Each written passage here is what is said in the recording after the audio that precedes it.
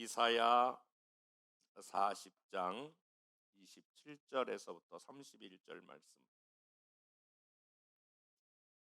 야곱아 어찌하여 내가 말하며 이스라엘아 내가 이르기를 내 길은 여호와께 숨겨졌으며 내 송사는 내 하나님에게서 벗어난다 하느냐.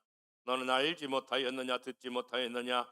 영원하신 하나님 여호와 땅끝까지 창조하신 이는 피곤하지 않으시며 곤비하지 않으시며 명철이 한이 없으시며 피곤한 자에게는 능력을 주시며 무능한 자에게는 힘을 더하시나니 소년이라도 피곤하며 곤비하며 장정이라도 넘어지며 쓰러지되 오직 여호와를 앙망하는 자는 새 힘을 얻으리니 독수리가 날개치며 올라감 같을 것이요 다름박질하여도 곤비하지 아니하겠고 걸어가도 피곤하지 아니하리로다. 아멘. 우리가 일상을 살아가면서 경험하는 것 중에 하나가 피곤한 경우입니다. 하루 동안 열심히 일하셨거나 수고하고 애쓰시면 당연히 저녁에 피곤합니다. 그런데 놀라운 것은 우리가 피곤할 때에 하룻밤 자고 나면 피곤이 또 이렇게 회복되기도 하지요. 어느 때는 어떤 프로젝트를 여러분들이 진행하거나 그랬을 때에 일주일 동안 아니면 한 달 동안 열심히 일했으면 그러면 그 다음에 하루 이틀 3일 또 쉬면 피곤이 회복됩니다. 그런데 이상하게 내 삶 가운데에 시간이 지나가도 충분히 쉬었음에도 불구하고 때로는 이거 환경이 나쁜가? 그래서 환경을 바꿔보기도 하고 아니면 내가 이 교제하는 사람들이 나를 피곤하게 하나? 교제하는 사람을 바꾸어도 내 마음에 아주 깊은 앙금과 같이 가라앉아 있는 이 피곤, 그리고 뭔가 에너지를 낼 수 없는 막 에너지를 내고 싶은데 열정을 갖고 싶은데 그 에너지를 내지 못하는 한 경우가 우리의 삶에 있습니다. 오늘 본문에 피곤이라고 하는 단어가 나오는데요, 여기서 피곤이라고 하는 단어를 다른 말로 말하면 침체, 이런 단어로 바꾸어 쓸 수가 있어요. 우리의 삶에 침체가 올 때가 있어요. 가라앉을 때가 있어요. 피곤이 연속될 때가 있어요. 그런데 외적인 아무리 환경을 개선하고 바꾼다고 해도 그것이 가라앉지 않고 계속 내 안에 어떤 피곤이나 침체가 올 때가 있다라고 하는 거예요. 침체의 종류도 여러 가지가 있는데 내가 아무리 사업을 바르게 해보려고 그러고 또 아마 재정적인 문제를 개선하고 구조를 바꾸고 그래도 재정적인 그런 침체에서 벗어나지 못할 때가 있어요. 인간관계도 아무리 내가 노력하고 그 사람에게 다가가려고 해도 그 다가가면 갈수록 점점 멀어지는 그러한 관계 안에 침체가 있어요. 가장 무서운 침체는 영적인 침체예요. 이 영적인 침체, 다른 말로 표현해보면 영적인 피곤함인데 이 슬럼프 영적 침체에 빠지면 내가 그렇게 예배를 드리려고 해도 예배 한 번 드리는 게 그렇게 힘들어요. 온몸에 막 짜증이 나고 몸이 뒤틀리고 예배 언제 빨리 끝나나 벌써 또 예배네 안 갈 수는 없고 이런 예배가 일단은 싫어져요. 예배가 별 볼 일 없어져요. 예배가 약해져요. 그러면 당신은 영적 침체가 온 게 분명해요. 그리고 우리가 맡고 있는 크고 작은 사명, 주님이 십자가를 지신 거에 비하면 주님을 따라가는 저와 여러분들에게는 아무것도 아니에요. 사실 맡은 게 뭐 힘들다 무겁다, 그것은요 실제적인 것이 아니라 우리의 마음이 지금 힘들다 그런 얘기예요. 그 사역이 힘들다 그런 것이 아니라 내가 지금 영적 침체에 빠졌다라고 하는 것을 보여주고 있는 것이지, 그것이 얼마만큼 우리의 생명을 요구하거나 우리의 뭐 전체 삶을 요구하거나 그런 사역이 저에게도 하나님이 한 번도 없었고 저와 여러분에게도 없었어요. 다시 말씀을 드리면 저와 여러분이 영적인 침체에 빠졌다라고 하는 게, 기도 생활이 어려우신 분들이 있죠. 기도 하나를 하자 그러면 또 기도 생활, 또 이렇게 생각이 들고 앉아서 5분 기도하는 게 힘들어요. 10분 기도하는 게 힘들어요. 기도하는 게 매일 똑같아요. 옛날 어른들이 이렇게 맷돌을 돌리면 맷돌에서 똑같이 하루 종일 맷돌을 돌리는 것처럼 우리의 기도가 자꾸 맴맴 돌아요. 하나님 아버지 뭐 우리 아들 잘 되고 뭐 그렇게 하면 별로 사업 잘 되게 하고 그럼 또 할 게 없어요. 근데 기도를 앉아서 딱 옛날에 앉아서 기도하면 소위 말하는 기도줄이 잡힌다. 옛날 어른들은 그렇게 말했어요. 딱 영빨이 생겨가지고 딱 하나님 뭘 요구하는지 이런 게 와서 즉각적으로 이렇게 경험하는데 기도에 에너지가 없어요. 예배 시간이 졸렸기만 해요. 힘들어요. 와, 여러분 날씨가 그러니 뭐 코로나니 아니에요. 영적 침체가 저와 여러분에게 찾아오는 거예요. 이 계절적으로 보면 이 8월 달이 최고 그래요. 오늘 8월 첫째 주일인데 계절적으로 가만히 있어도 늘어내죠. 그래서 오늘 예배 빠진 거 보세요. 휴가예요. 놀라운 것은요. 휴가를 다녀와서 피곤해서 다시 휴가를 내야 돼. 아니 휴가가 피곤해서 휴가를 풀려고 갔다 왔는데 다시 휴가를 해야 되는 그러한 지경에 와 있어요. 오늘 여러분이 어떤 면이든지 그게 재정적이든 인간관계든 영적이든 이런 침체가 왔다면 아 내가 침체기로구나 라고 하는 걸 느끼는 사람들마다 오늘 이 시간에 하나님께서 저와 여러분을 이 침체기에서 벗어나 새로운 능력과 새로운 힘을 주실 것입니다. 한번 옆에 사람과 악수하면서 침체기를 벗어납시다. 이번에는 영적인 힘과 능력을 얻읍시다.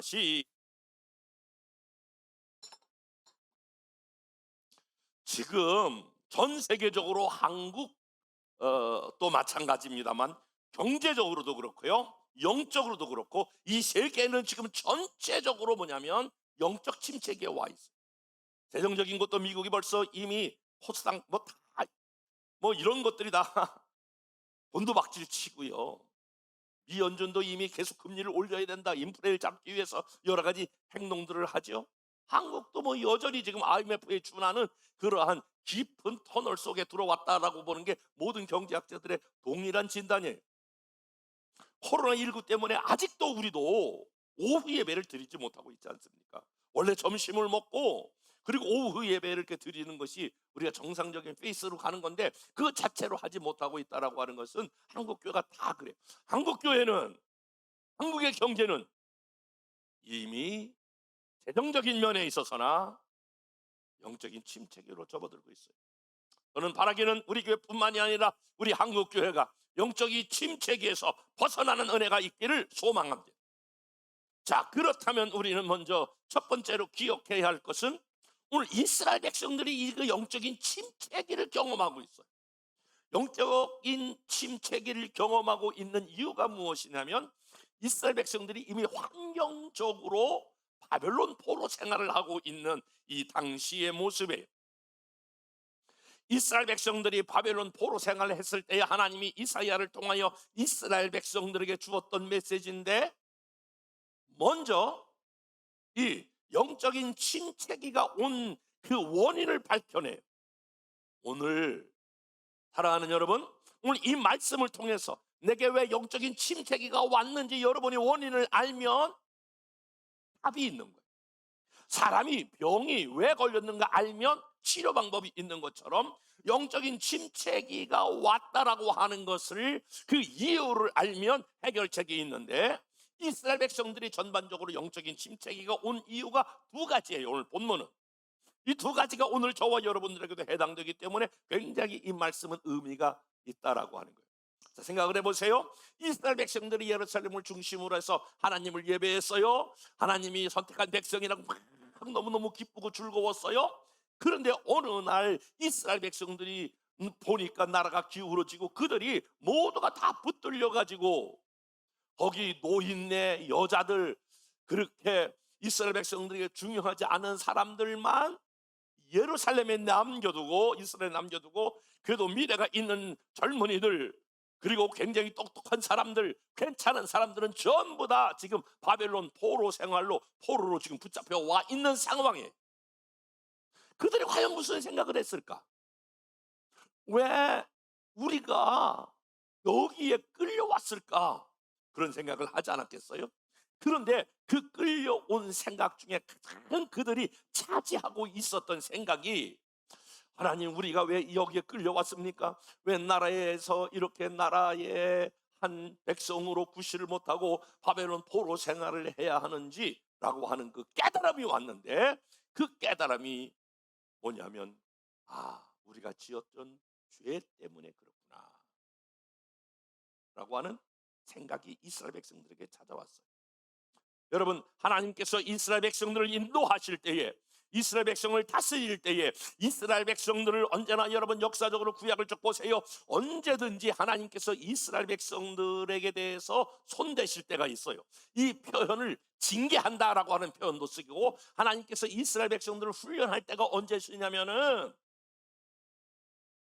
이스라엘 백성들이 신앙생활을 제대로 하지 못했을 때, 하나님을 섬기고 우상을 같이 섬겼을 때에, 이 혼합주의로 같이 두 가지, 하나님을 섬기고 우상을 섬길 때에, 하나님에게 시선을 빼앗기고 다른 데 빼앗길 때에 하나님은 반드시 이스라엘 백성들에게 표현, 징계하셨고, 다른 말로 말하면 훈련하셨어요.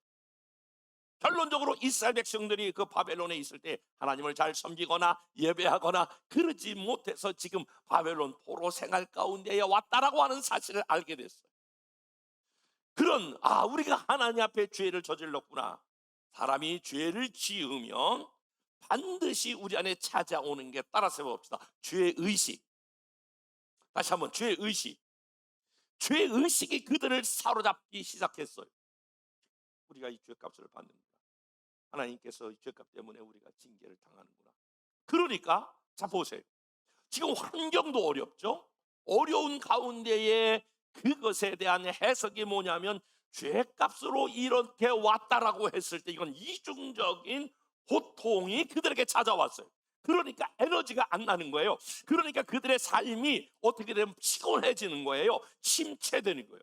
사람이 죄를 지으면 같이 온다니까. 죄를 지은 것 때문에 오는 결과도 있지만 그 정신적으로 죄의식이라고 하는 게 찾아오는데, 이미 하나님께서 이스라엘 백성들에게 그렇게 예언의 말씀이 이사야 39장 6절에 보니까 이렇게 말씀하고 있어요. 다 같이 한번 읽어보겠습니다. 시작.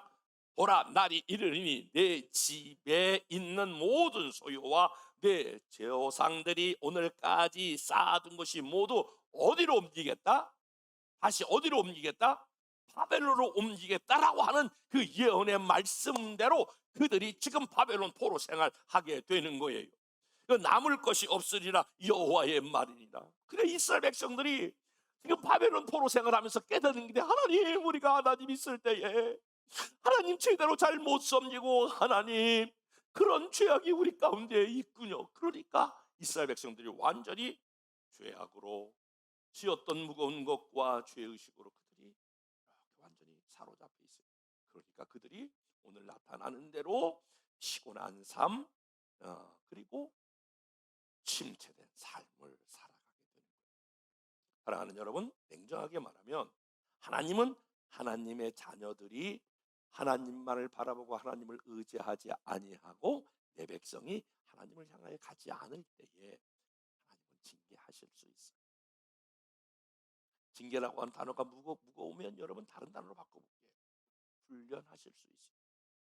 저는 제 목회 쭉 뒤돌아보면서 하나님이, 이건 하나님이 나를 그러니까 징계면 내가 너무 무거우니까 하나님 나를 훈련하는 거야. 하나님 나를 깨닫게 하는 거야. 나를 알게 하는 거야. 그럴 때가 한두 번이 아니야. 하나님, 이건 하나님의 저의 잘못입니다. 이건 냉정하게 말하면 내가 아무에게도 말하지 못하지만 이건 저의 하나님 앞에서 실수, 이건 저의 범죄입니다. 이런 때가 한두 번이 아니야. 그렇게 절대로 여러분들이 하나님 뜻대로 살지 아니하는데, 하나님이 여러분에게 전혀 손을 안 대신다, 간섭을 안 하신다, 나는 다시 질문해요. 여러분이 분명히 하나님의 뜻이 아닌데도 그 일이 잘 된다? 다시 질문해 볼게요. 당신이 하나님의 자녀 맞는가 점검해 봐야 돼. 하나님의 자녀, 여러분의 자녀가 계속 나쁜 길로 가본다고 생각해 보세요. 여러분이 진짜 아버지세요? 진짜 어머니세요? 어떻게 하겠어요? 야, 너 남의 거 훔치면 안 돼. 남의 거 도둑질, 일로 와. 안 돼. 여러 가지 다양한 방법으로 그 자녀를 제재하는 게 부모의 마음 아니겠어요? 우리가 하나님 원치 않는 길로 갔는데 가만히 계세요? 하나님 맞으세요? 우리가 하나님 자녀 맞으세요? 반드시 하시는 일 가운데에 그리로 하지 못하도록 그분은 내가 너에게 만약에 채찍이 없으면 사생자가 아닌가 생각해 보라라고 하신 말씀처럼 하나님 우리로 하여금 그렇게 하셔. 그런데 그러한 하나의 상황 속에서도 우리가 기억해야 할 것은 그 상황 가운데 왔다라고 하는 것을 인식하며 우리가 깨달을 뿐더러 그 다음 단계로 나가셔야 돼요. 저와 여러분의 죄를 사하시는 그 하나님을 바라보셔야 될 줄로 믿습니다. 이사야 40장 1절부터 3절 말씀 다 같이 말씀을 읽어보겠습니다. 시작. 너희 하나님이 이르시되 너희는 위로하라 내 백성을 위로하라 너희는 예루살렘의 마음에 닿도록 말하며 그것에게 외치라 그 노역의 때가 끝났고 노역의 때가 끝났다라고 하는 말은 70년의 모든 해가 끝났고 내 죄악이 사함을 받았느니라. 따라서 봅시다. 죄악이 사함을 받았느니라. 다시 한번 죄악이 사함을 받았느니라. 그의 모든 죄로 말미암아 여호와의 손에서 벌을 배나 받았느니라 할지니라 하시니라. 우리가 한 가지 하나님이 나를 훈련하실 때에 나를 연단하실 때에 나를 징계하실 때에 한 가지 기억해야 할 것은 맞아요. 하나님 내가 이것을 잘못했어요. 그래서 깨달아지는 은혜. 다시 한번 이것을 통하여 아무도 여러분에게 저에게 말하지 못하지만 그것이 하나님으로부터 왔던 징계라고 하는 이런 깨달아지는 은혜가 있기를 주님의 이름으로 축복해요. 맞아요. 하나님 이거 내가 죄예요. 하나님 내가 잘못했어요. 이런 고백과 더불어 더 나아가서는 하나님이 나의 죄를 사하셨다라고 하는 이미 죄악이 사함을 받았느니라. 그래서 여러분들이 지나간 날 저와 여러분이 잘못된 걸 가지고 주님 앞에 가지고 나갈 때마다 주님의 보혈을 의지하여 주님 내가 주님의 보혈을 의지하여 나왔습니다. 나의 죄를 성케 하시는 주님, 나의 죄를 깨끗게 하시는 주님, 나를 새롭게 하시는 이 주님, 주님의 보혈을 의지하여 다시 주님 앞에 나아가는 은혜가 있기를 축복합니다. 이스라엘 백성들은 한 가지는 알았어요.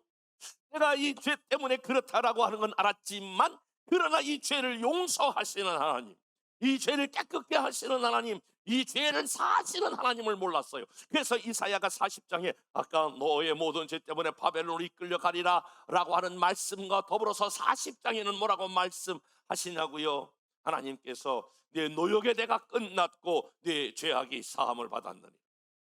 여러분, 하나님이 주실 수 있는 가장 큰 은혜와 축복이 저와 여러분의 죄를 사하시는 거예요. 저와 여러분이 죄악이 주님의 보혈로 사하심을 받았으면 아멘. 하나님께서 미쁘시고 의로우사 우리 죄를 자백하는 자마다 죄를 사하시고 그야말로 진홍같이 붉을지라도 흰눈처럼 깨끗이 용서하시는 그 하나님 앞에 저와 여러분이 나와야 될 줄로 믿습니다. 뿐만이 아니라 이스라엘 백성들이 그런 죄의식에 사로잡혔는데 죄가 용서받았다라고 하는 사실을 깨달아야 한다라고 하는 것과 더불어 또 한 가지는 왜 이스라엘 백성들이 그런 영적 침체기가 왔느냐라고 할 때에 꿈을 상실했기 때문에 그렇습니다. 이스라엘 백성들이 침체기가 온 중요한 이유 중에 하나가 꿈을 상실했습니다.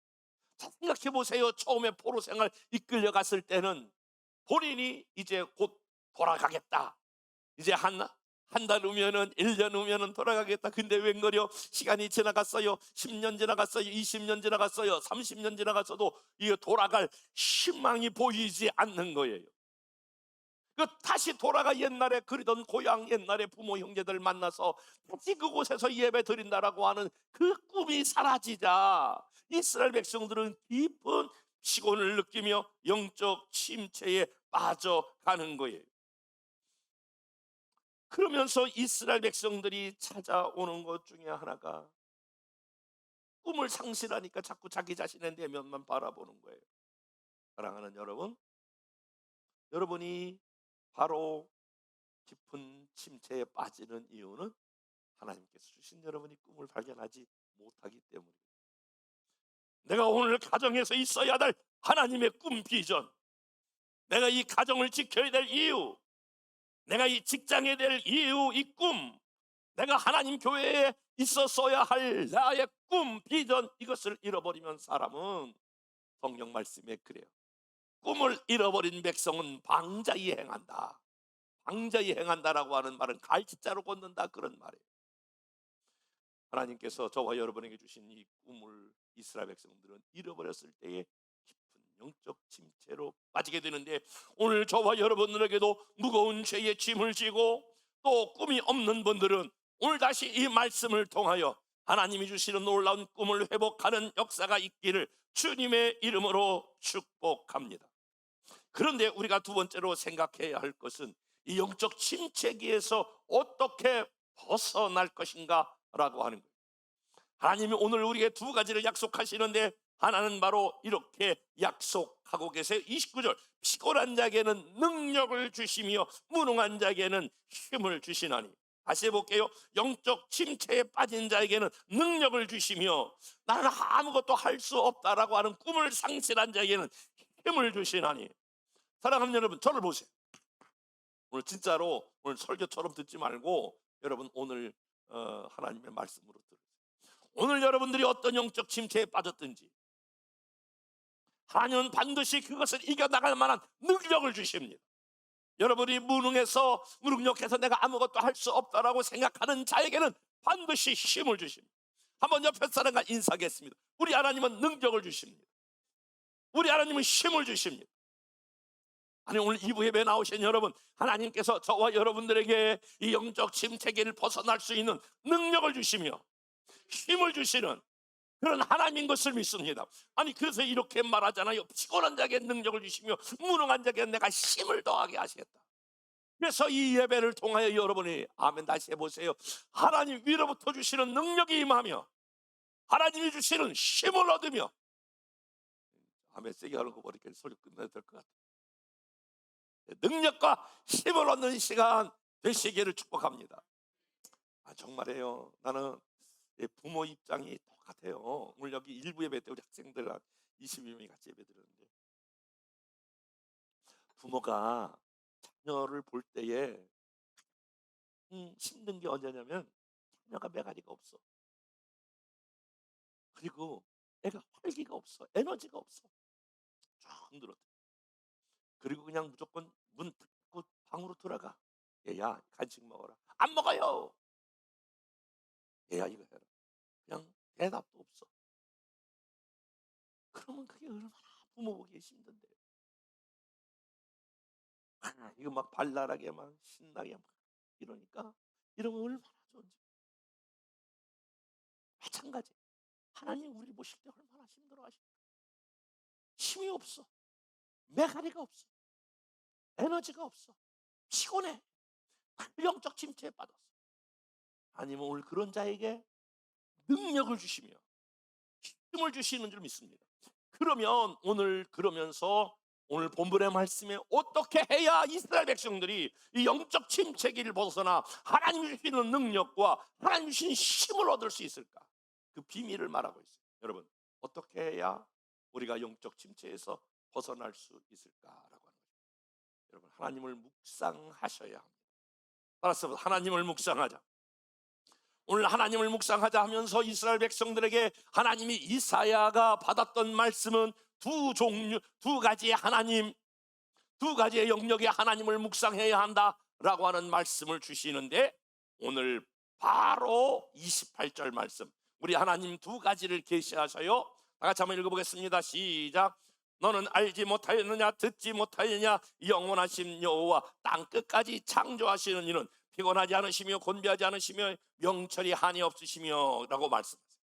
그러니까 하나님에 대해서 너는 알지 못했느냐, 듣지 못했느냐, 너 그 하나님 진짜 모르냐, 그러면서 그 하나님을 얘기하고 있는, 너 진짜 그 하나님 너 들어보지 못했느냐, 너 그 하나님 경험하지 못했느냐, 이스라엘 백성들에게 말하면서 너의 하나님은, 따라서 봅시다, 영원하신 하나님, 두 번째는 창조하신 하나님, 사랑하는 여러분, 여러분이 영적 침체에 빠졌을 때, 환경적으로 재정적으로 어렵고 힘들 때에, 그때 여러분 다른 거, 이것을 어떻게 해결해 볼 것인가, 이 문제를 어떻게 풀어볼 것인가, 여러분 환경을 개선하려고 그러지 말고, 사람을 바꿔보려고 그러지 말고, 여러분 다른 걸 하려고 그러지 말고, 모든 거 스탑! 다 내려놔야 돼. 여러분, 제가 가끔 기도원에 올라갈 때가 있어요. 그건 여러 가지 사인이 있을 때 올라가서 하는 것 중에 하나가 모든 걸 다 내려놓는 거예요. 내가 담임 목사라고 하는 것도 내려놓는 거예요. 내가 맡겨진 모든 사명도 다 내려놓는 거예요. 내 복답 따다는 거 다 내려놓는 거예요. 하나님, 내가 다 내려놓습니다. 아무것도 생각하지 않습니다. 내가 하나님만을 생각합니다. 그 하나님만을 내가 바라봅니다. 그러면서 오늘 이사야에게 말씀하신 영원하신 하나님, 이 하나님을 다시 생각하는 거예요. 이 하나님을 묵상하는 거예요. 여러분, 묵상한다라고 하는 그 단어의 뜻은 되새김질한다라고 하는 거예요. 소가 여물을 먹고 7번 8번 계속 되새김질 하잖아요. 그 말씀을 영원하신 하나님, 영원하신 하나님이라고 하는 말은 다른 말로 말하면 약속에 신실하신 하나님, 약속이 변함이 없으시다, 그런 거예요.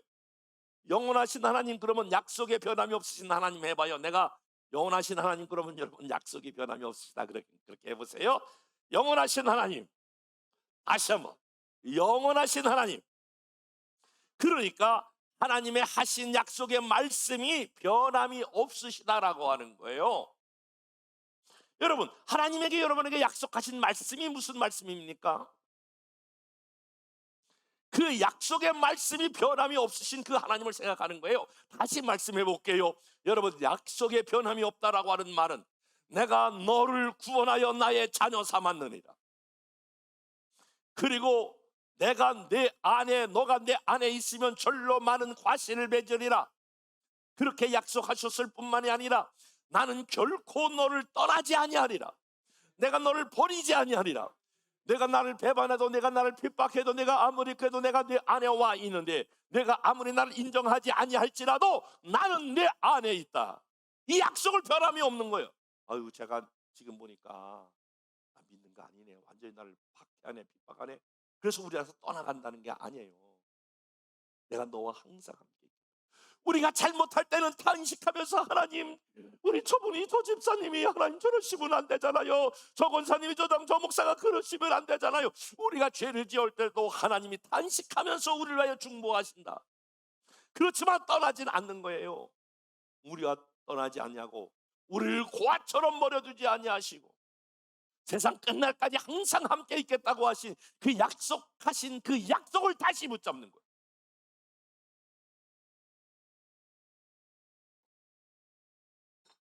작년 올해 이렇게 제가 넘어오면서 가장 힘들었던 시간들이 참 많았어요.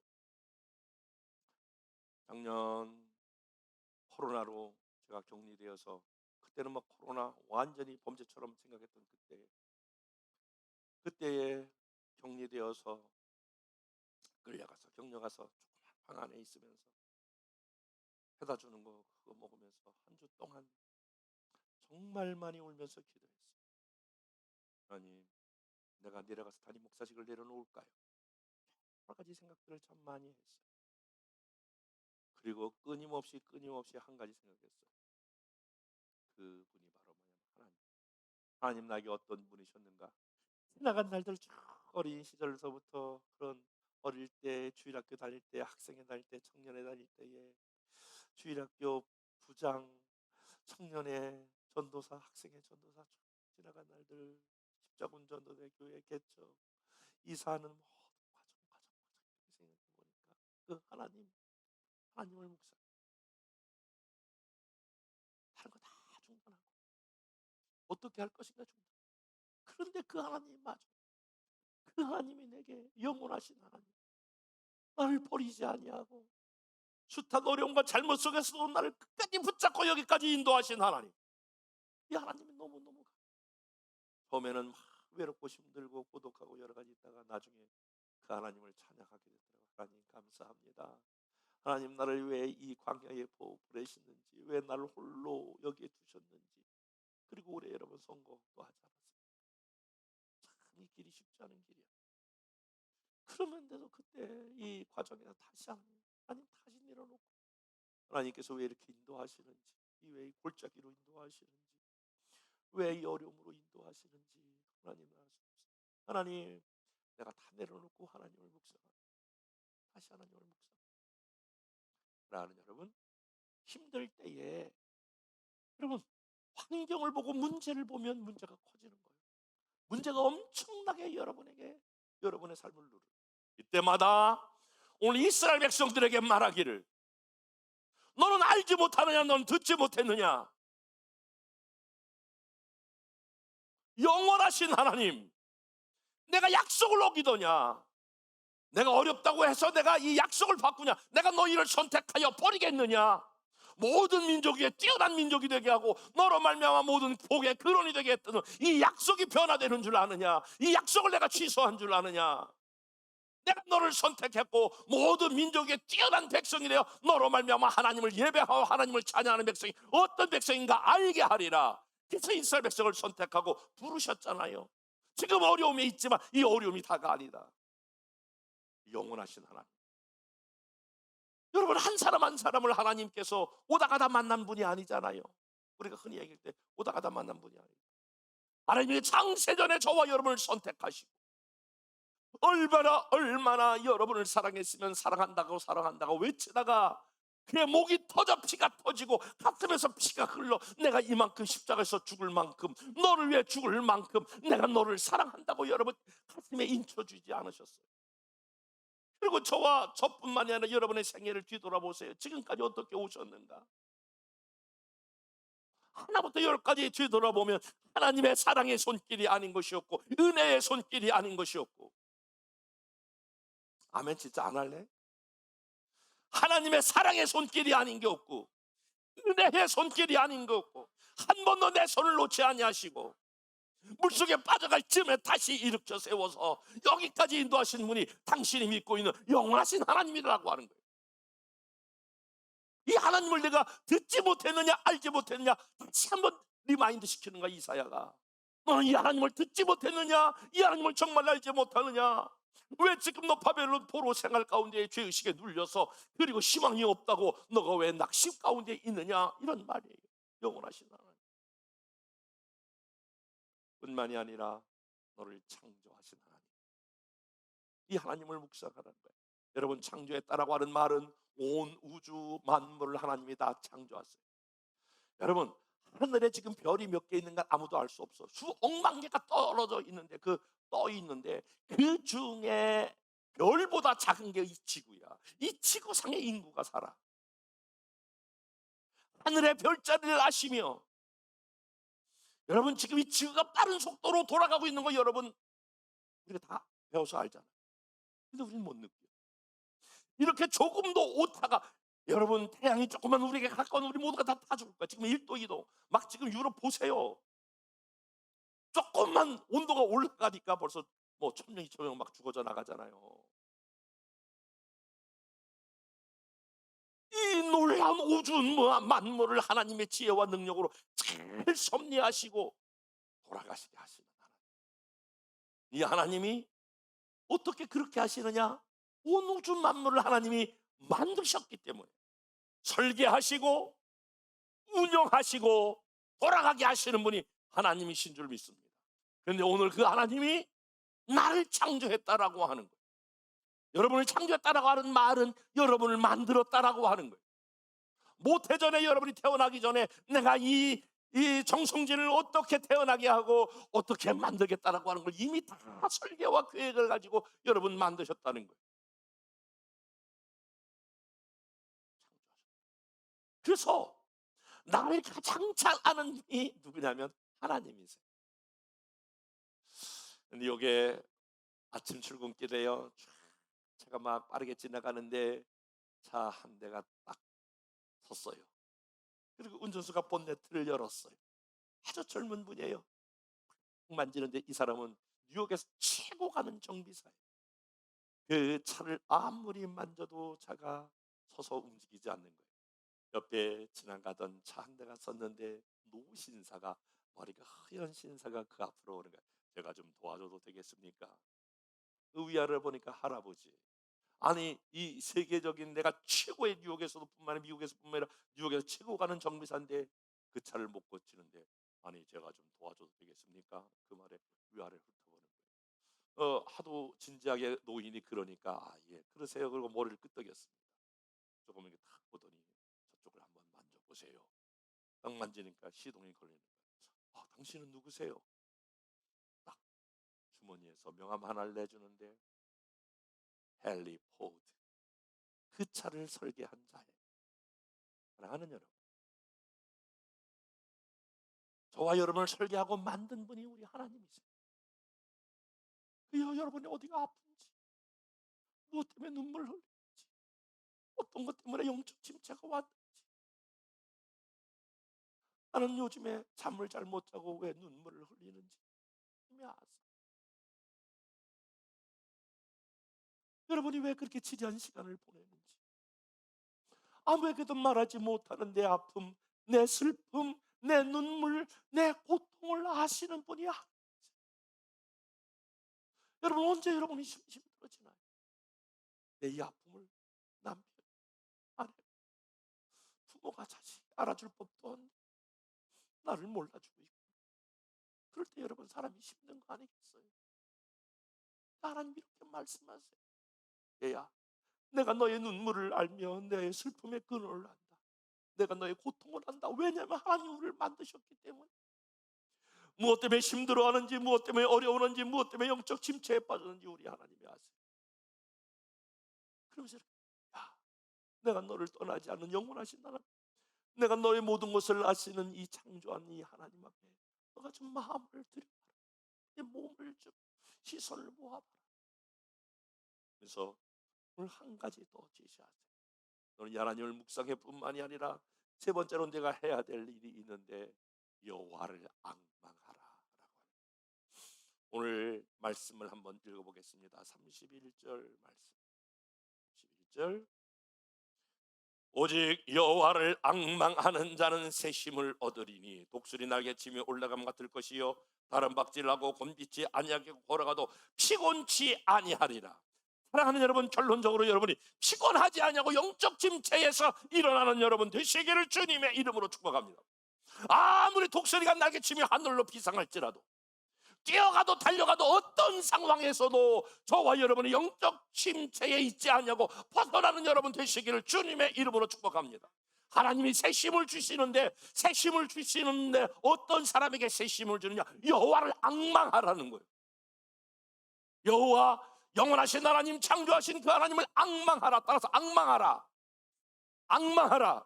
앙망하라라고 하는 단어는 우리말에 익숙한 단어가 아니에요. 앙망하라, 여호와를 사모하라, 뭐 이런 말은 있어도 앙망하라라고 하는 말은 잘 우리가 익숙하지 않아요. 오늘 원문에 앙망이라고 하는 단어를 세 가지로 바꿔 쓰게 되는데, 오늘 여호와를 앙망하라라고 하는 말은, 첫 번째 여호와를 앙망하라는 말의 뜻은 바로 어떤 말이냐면 여호와를 신뢰하라 그런 말이에요. 여호와를 믿으라 그런 말이에요. 여호와를 신뢰하라, 여호와를 믿으라라고 하는 거예요. 여러분, 신앙생활은 간단해요. 믿음이 없으면 아무것도 아니에요. 그렇기 때문에 히브리서 11장은 우리에게 이렇게 말하고 있어요. 믿음이 없이는 하나님을 기쁘시게 할 수 없다. 그러니까 하나님께 나오는 자는 그가 살아계신 것과 그가 자기를 찾는 자들에게 보상하시는 하나님을 믿어야 할지니라. 여러분, 여러분들이 영적 침체에 빠진 것은 믿음으로 반응하지 않았기 때문에 그래요. 환경과 상황을 보고 여러분이 판단했기 때문에 그래요.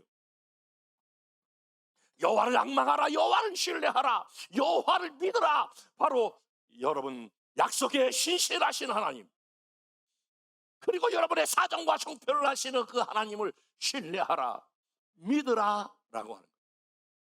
하나님께서 이 어려움과 이 상황을 건져내 주실 하나님으로 신뢰하고 그 하나님으로 받아들여야 할 줄로 믿습니다. 그래서 하나님, 따라서 나에게 믿음을 더하소서. 하나님을 믿는 정말 영원하신 하나님, 창조하신 이 하나님에 대한 믿음을 더해야 될 줄로 믿습니다. 뿐만이 아니라 오늘 여기서 여호와를 앙망하라라고 한 말은 하나님 안에서 희망을 받는다, 희망을 갖는다, 그런 것인데, 여기서 희망은 조금 희망뿐만이 아니라 여기서 말하고 있는 희망은 비전을 의미해요. 자, 저를 보세요. 우리가 일반적으로 내가 무엇을 소망한다, 그건 희망이라고 말해요, 꿈이라고 말해요. 그런데 하나님이 나에게 주신 것이 있어요. 똑같은 것인데 그건 비전이라고 말해요. 여러분, 이스라엘 백성들에게 오늘 여호와를 앙망하라라고 하면 하나님께 희망을 둔다, 하나님께 비전을 준다, 그런 말이에요. 그 말은 이스라엘 백성들이 지금 바벨론 포로 생활에 와 있지만 그들의 신분은 앞으로 하나님께서 이스라엘 백성들을 어떻게 사용하시려고 그러냐면, 왜 그렇게 지금 그들 가운데에 지금 그 바벨론 포로 생활하게 하려면 앞으로 모든 민족의 뛰어난 민족으로 삼기 위하여 하나님이 이스라엘 백성들에게 그런 비전을 주셨고 아브라함이 그 비전을 받았잖아요. 그러니까 이스라엘 백성들을 지금 훈련하는데 지금 단순히 희망은 좋게 될 거야, 잘 될 거야, 그것이 아니라 내가 너희 민족에게 준 비전이 있다는 거예요. 그 놀라운 꿈이 있다는 거예요. 너를 통하여 모든 민족이 복을 받게 하려고 하는, 모든 민족이 예수 그리스도를 알게 하는 이 꿈과 이 비전을 이스라엘 백성에 주었다는 거예요. 다시 말씀해 볼게요. 사랑하는 여러분, 여호와를 앙망하라라고 하는 말은 하나님이 여러분에게 주신 비전을 붙잡는 거예요. 하나님이 할 일이 없어가지고 저를 목사로 부른 게 아니잖아요. 그 하나님이 나를 통하여 하시고자 하는 그 비전, 그 꿈을 제가 안다고요. 제가 한동안 하나님, 나는 그냥 열심히 문정동에서만 내가 목회해야 되겠습니다. 하나님, 나의 부르심은 문정동입니다. 그래서 교회 이름을 문정동으로 개척했잖아요. 하나님, 나는 이 문정동에 있는 이 지역을 하나님, 나는 복음화하겠습니다. 그래서 교회 이름이 문정동 교회였어요. 근데 오늘 하나님께서 다시 저를 연단과 모든 그런 고난 가운데 부르시면서 저에게 주시는 말씀이 있었는데, 얘야, 너는 너의 꿈이 너무 작다. 내가 너를 이 문정동을 위해서 부른 게 아니다. 열방을 향하여 불렀느니라. 그러면서 저의 비전과 저의 꿈이 작은 것에 대해 책망을 하시고, 열방을 향한 비전, 너와 너의 교회는 열방을 향하여 복음을 증거해야 한다. 그래서 이름을 열방교회로 불렀었거든요. 바꿨거든요. 여러분, 왜 여러분 환경에만, 지금 이 상황에만 갇혀 있으신가요? 왜 이 상황만 바라보고 늘 말씀하시는 건가요? 왜 내 생각에 집중하여 여러분 그렇게 해석하시나요? 하나님이 여러분을 여러분의 가문에서 불러낼 때에, 예수 믿게 할 때에, 단순히 여러분 예수 믿고 그냥 지금의 문제에 갇히기 위해서 부르신 것이 아니라 여러분을 통하여 이 복음이, 이 하나님의 사랑이 모든 사람에게 흘러가도록 부르신 줄로 믿습니다.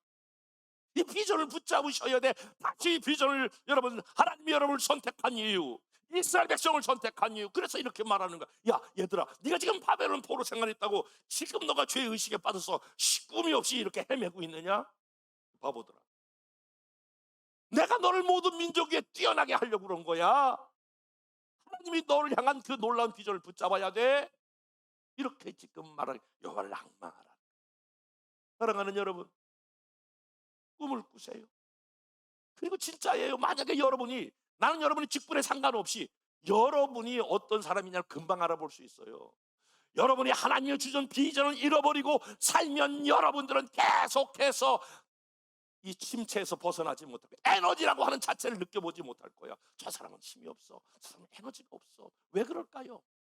비전이 없기 때문에. 하루하루 사는 거예요. 그러다 가는 거예요, 인생이. 어떻게 그렇게 인생을 살아요? 한 번밖에 없는 인생인데. 내 인생의 가장 소중한 인생을 어떻게 그렇게 살아요? 사랑하는 여러분, 이스라엘 백성들로 하여금 지금 바벨론 포로 생활했지만 여호와를 앙망하라. 이 말은 너희를 향한 너의 비전을 다시 붙잡으라, 그런 말이에요. 더 나가서 여호와를 앙망하라라고 하는 말은 준비한다, 그런 말이에요. 이스라엘 백성들로 하여금 여호와를 앙망하라, 준비하라. 앞으로 쓰실 그 하나님을 향하여 너희가 준비하라. 다시 회복될 때를 향하여 준비하라, 그런 말씀입니다. 여러분, 준비하는 게 얼마나 중요합니까? 사람은요, 준비하는 것만큼 하나님이 사용하시고 축복하셔요. 좀 그릇을 넓히세요. 하나님이 날 사용하실 것을 향한 그런 준비. 이사야 40장 3절부터 4절에 보니까 외치는 자의 소리여 이르되 너희는 광야에서 여호와의 길을 예비하라. 사막에서 우리 하나님 대로를 평탄케 하라. 여기 예비하라, 준비하라, 그런 말. 옆에 사람과 내일을 준비합시다. 시작. 하나님이 지금보다 더 멋있게 사용할 우리 교회를 위하여 하나님, 우리가 말씀과 성령으로 무장하고 준비하고 기도하고 있으면 때를 따라 하나님께서 놀랍게 돕는 은혜를 주실 뿐만이 아니라 놀랍게 사용하십니다. 저는 아직도 저희 생에 하나님께서 놀라운 계획이 끝나지 않다고 저는 믿는 사람 중에 한 사람입니다. 하나님이 반드시 더 놀랍게 사용하실 것이다. 우리 교회를 사용하시고 여러분 한 사람 한 사람, 여러분의 기업을 사용하실 것이고 여러분의 삶을 사용하여 주셔서 하나님께서 놀라운 일을 저와 여러분에게 행하실 것입니다.